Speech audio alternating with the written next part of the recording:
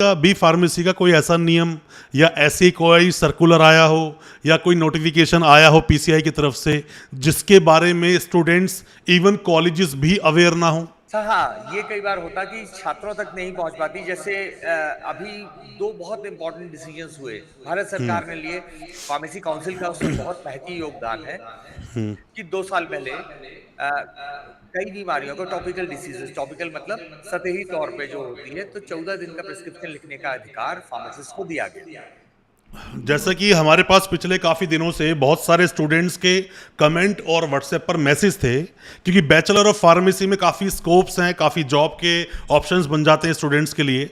हमने वीडियोस काफ़ी बार बनाई, पर हमने सोचा क्यों ना हम किसी एक्सपर्ट को लेकर आए जो कि डिटेल में बैचलर ऑफ फार्मेसी के बारे में बता सकें। डी फार्मेसी पर भी वीडियो बनाएंगे, दोनों को ऐड करेंगे तो वीडियो बहुत लंबा हो जाएगा। बेटर है हम पहले बी फार्मेसी की बात करें।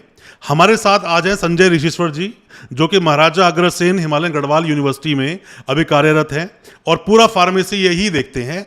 काफ़ी लंबा एक्सपीरियंस है लाइफ का इनको फार्मेसी में। तो संजय जी जरा कुछ बताइए हमारे ऑडियंस को, क्योंकि मैं चाहता हूं कि एक्सपर्ट लोग भी अब हमारे साथ मीटिंग्स में जुड़ें और स्टूडेंट तक पूरी इंफॉर्मेशन पहुंचे। जी बताइए सर।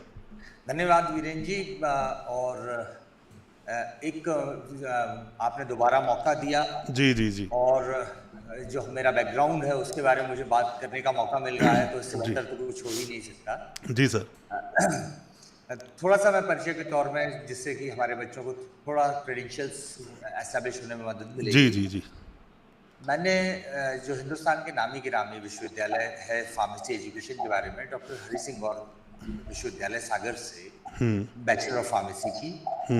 उसके बाद 17 वर्ष मैंने कॉरपोरेट में मेरा अनुभव रहा। भिन्न भिन्न शहरों में, भिन्न भिन्न प्रांतों में मैंने काम किया। जी पारिवारिक जिम्मेवारी की वजह से मैं परिवार के पास जब वापस आया तो मैंने कहा कि अब कॉर्पोरेट लाइफ छोड़ के जी थोड़ा सा खुद पहले पठन पाठन की तरफ जाऊं। जी जी तो जी 40 साल की उम्र में मैंने दोबारा पढ़ाई की और बुंदेलखंड यूनिवर्सिटी से एमकॉम किया। उसके बाद मैंने पीएचडी की। जी तो ये सब करने की वजह से मैं समझता हूँ कि मुझे कॉर्पोरेट ने भी बहुत कुछ सिखाया। उस कॉर्पोरेट में भी मल्टीनेशनल कंपनी थी, उसका भी जी कल्चर चेंज होते गए। इंग्लिश कंपनी चालू किया था, फिर फ्रेंच हो जी गई, जर्मन हो गई, अमेरिकन कल्चर हो गया जी जी जी और फिर इंडियन हो गई थी। जी ये जब टीचिंग में मैं आया तो मैंने कॉलेजेस में काम किए, यूनिवर्सिटीज में काम किया, तो उनका कल्चर, उनके फायदे नुकसान, इन सबसे भी वाकिफ हो गया। जी कुल मिला के मेरा 17 साल का तो एक्सपीरियंस कॉर्पोरेट का है और 18 साल के आसपास, 19 साल के आसपास जी मेरा टीचिंग का है। मैंने अक्सर देखा है कि जो बहुत सारे कॉलेजेस यूनिवर्सिटीज़ फार्मेसी जो कोर्सेज करवा रही हैं या जो वीडियोस बनाते हैं इन्फ्लुएंसर, जैसे हमारी भी कई वीडियोस अब तक स्टूडेंट्स के पास गई है, क्योंकि हमारा फील्ड जैसे लॉ का है तो हम लॉ के बारे में किसी को बहुत अच्छा बता सकते हैं। एजुकेशनिस्ट हैं हम लोग, तो सारी डिटेल्स को हम शेयर करते साझा करते हैं। बट जो ऐसी काफ़ी सारी इंटरनल इन्फॉर्मेशंस होती हैं जो फार्मेसी स्टूडेंट्स ढूंढना चाहते हैं पर मिलती नहीं है उनको। पहले तो मुझे बताइए कि फार्मेसी डी मतलब बी फार्मेसी डी फार्मेसी से कैसे अलग है?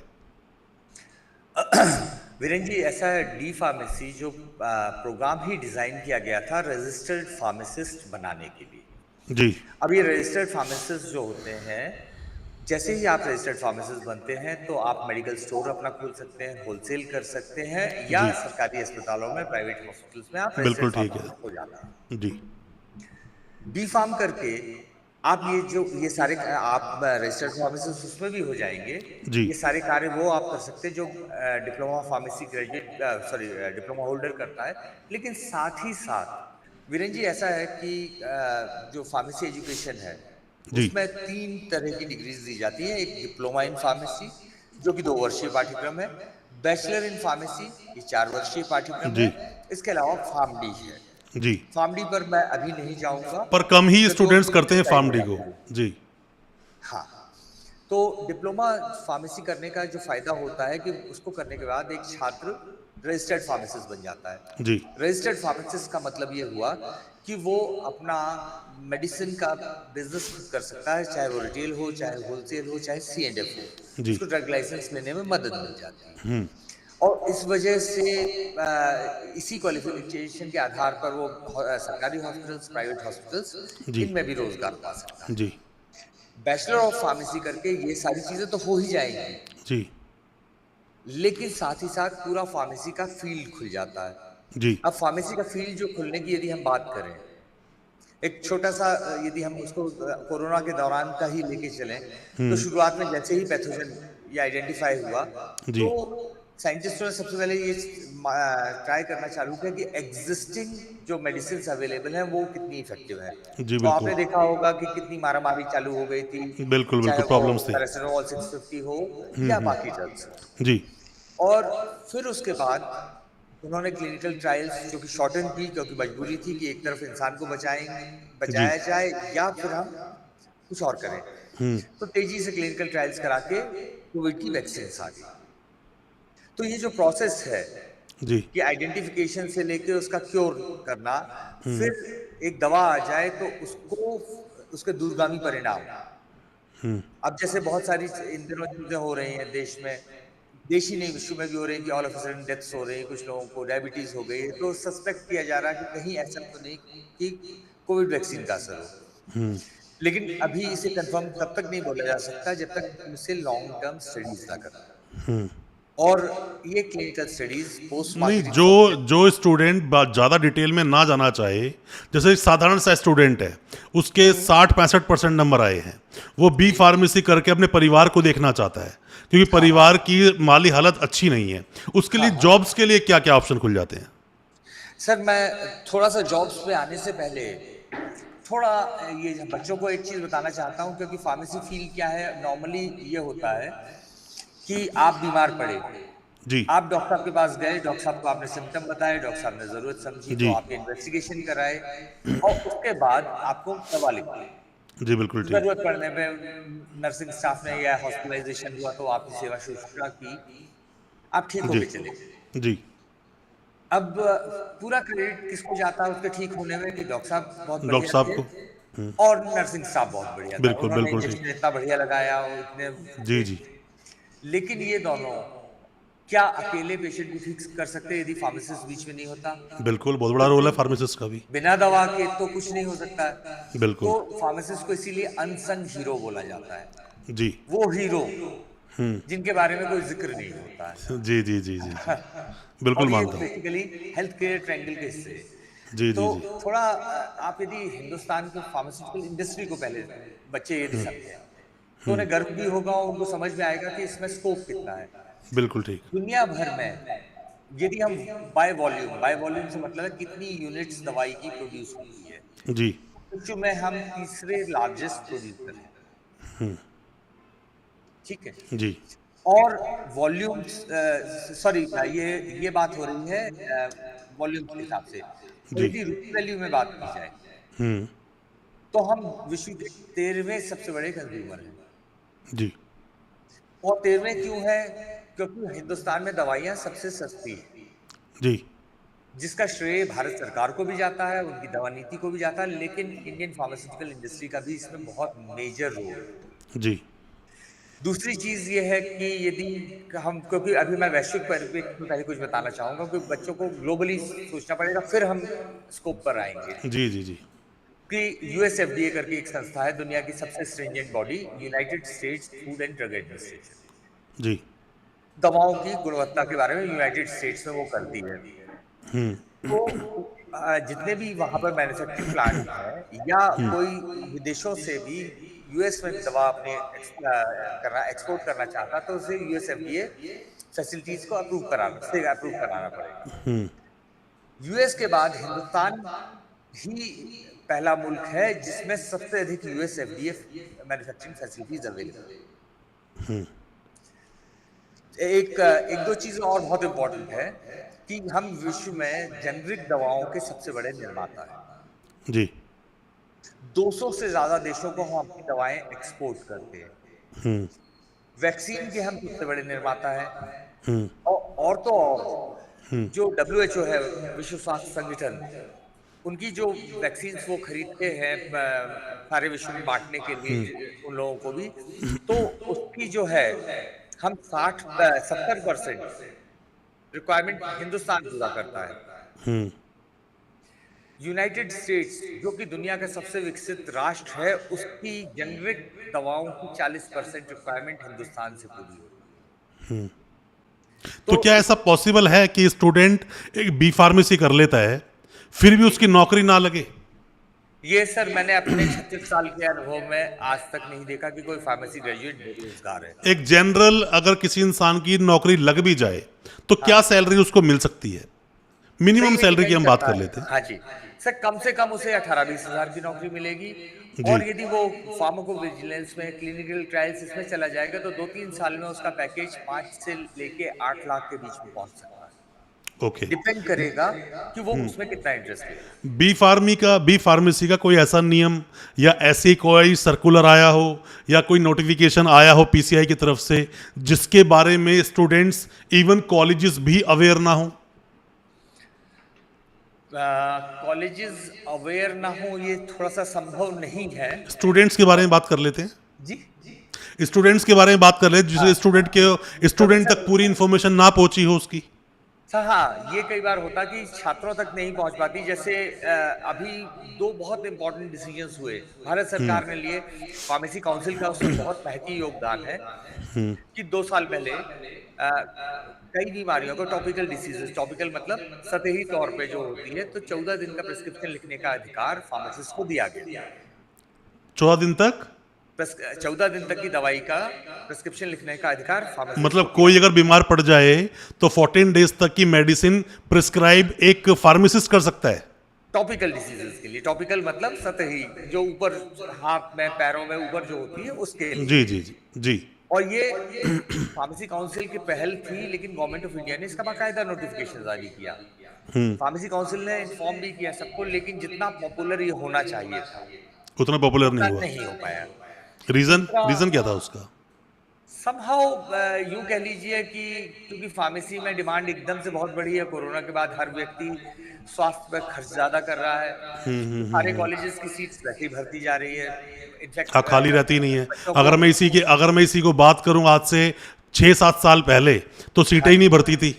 हाँ, तो एकदम से बहुत डिमांड आ गई है। जी जी जी तो इस वजह से नहीं हुआ। दूसरा भी एक बहुत इंपॉर्टेंट डिसीजन था कि वैक्सीनेशन के लिए फार्मासिस्ट को अलाउ कर दिया गया।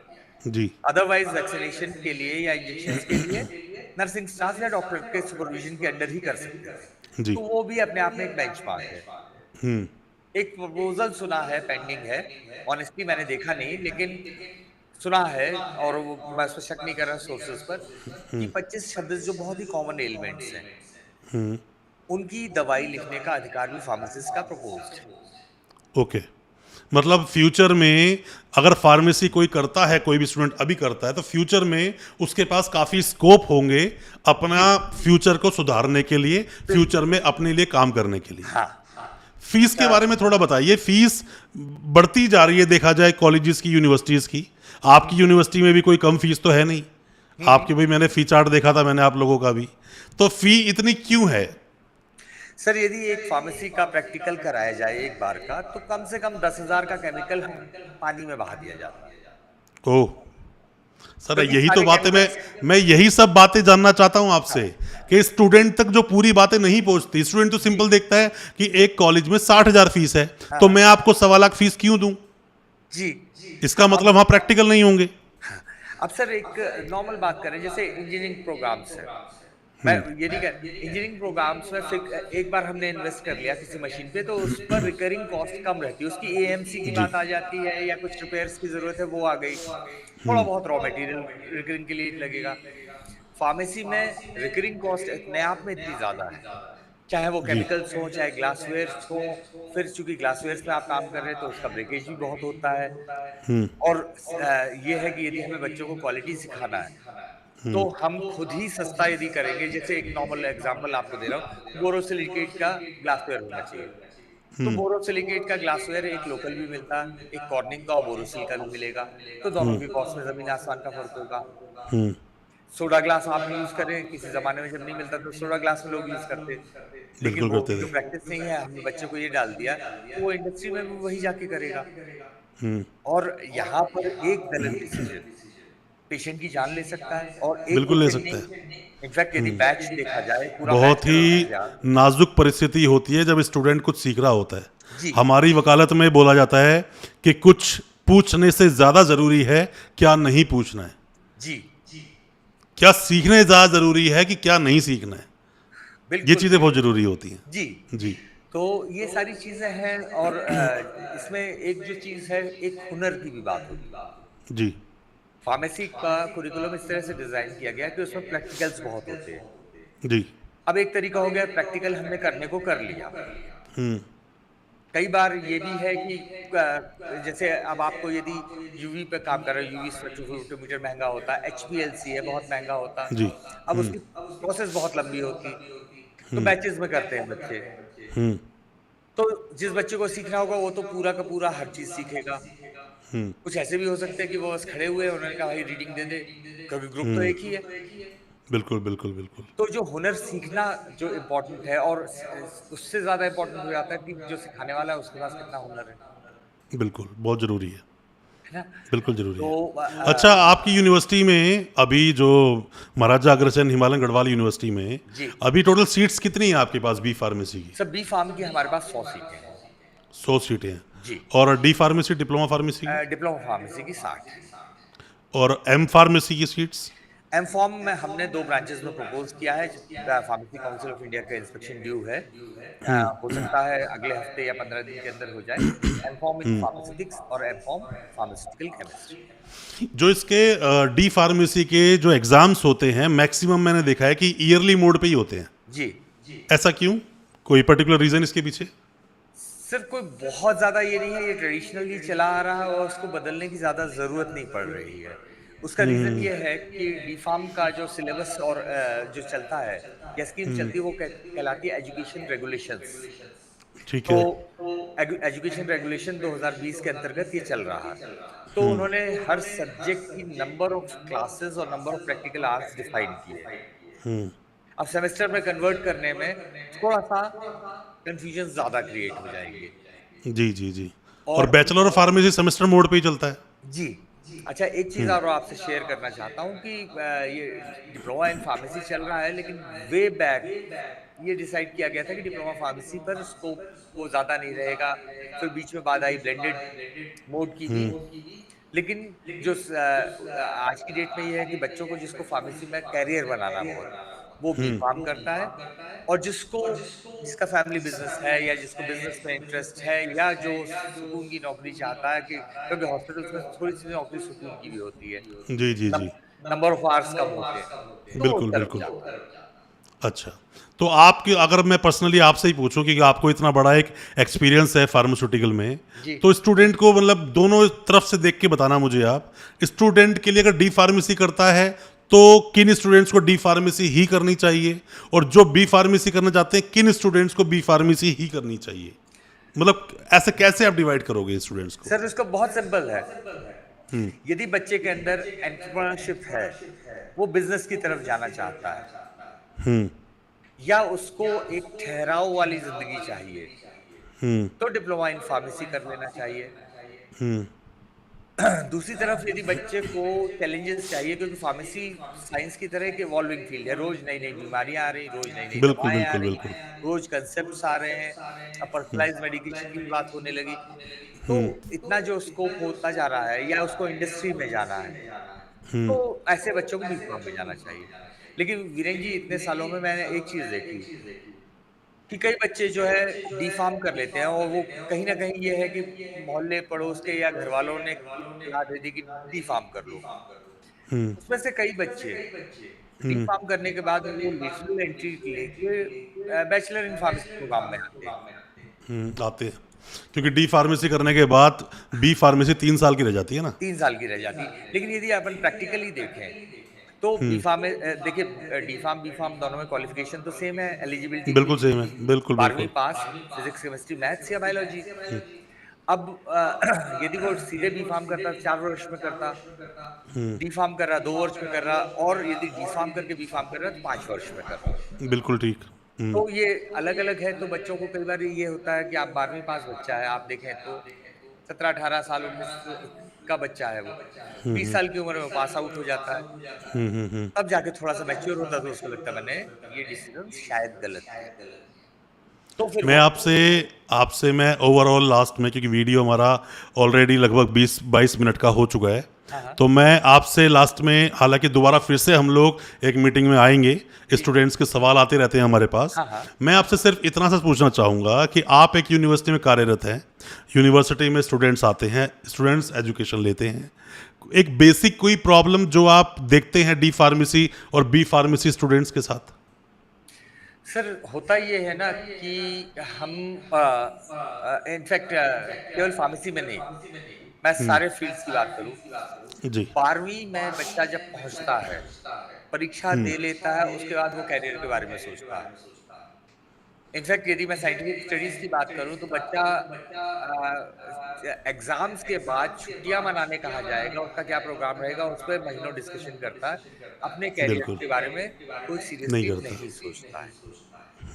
तो मेरी तो सलाह ये हर किसी को है कि आपने यदि साइंस ली 10th के बाद, तो भाई क्यों ली है? एक रीजन रहा होगा पर्टिकुलर। हाँ, और फिर अपनी रुचि के हिसाब से कि मुझे किस फील्ड में इंटरेस्ट है, आप उसके बारे में जानकारी हासिल करें और जानकारी भी प्राइमरी सोर्स से हो। किसी एडवर्टाइजमेंट के माध्यम से ना हो, किसी दोस्त से। अब अक्सर वो एक एडवर्टाइजमेंट बहुत अच्छा मैंने देखा था, टीवी पे आता था कि एक लड़का निकलता कहता मैं एमबीए करूंगा, तो उसके पीछे पीछे लाइन चल पड़ती मैं।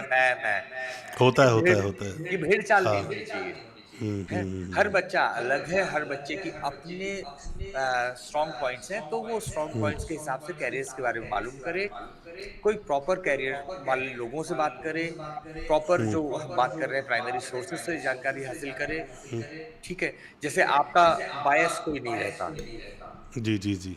तो जब बायस नहीं है तो उसमें बच्चों को जानकारी ज्यादा अच्छी मिल पाएगी। और यदि बिल्कुल मिलेगी। यदि मैं ही एक वीडियो बना लूं और मैं उसमें यूनिवर्सिटी की बात ही करने लगूं, तो वो गलत हो जाएगा। गलत हो जाएगा। तो बच्चे को सोचना बिल्कुल। चाहिए, और ये एक्चुअल प्रॉब्लम आ रही है कि बच्चा थोड़ा-सा दिग्भ्रमित रहता है, उसको फिर लगता है कि अब एडमिशन ले ही लिया, माँ-बाप क्या बोलेंगे, समाज क्या बोलेगा, तो वो करने लगता है।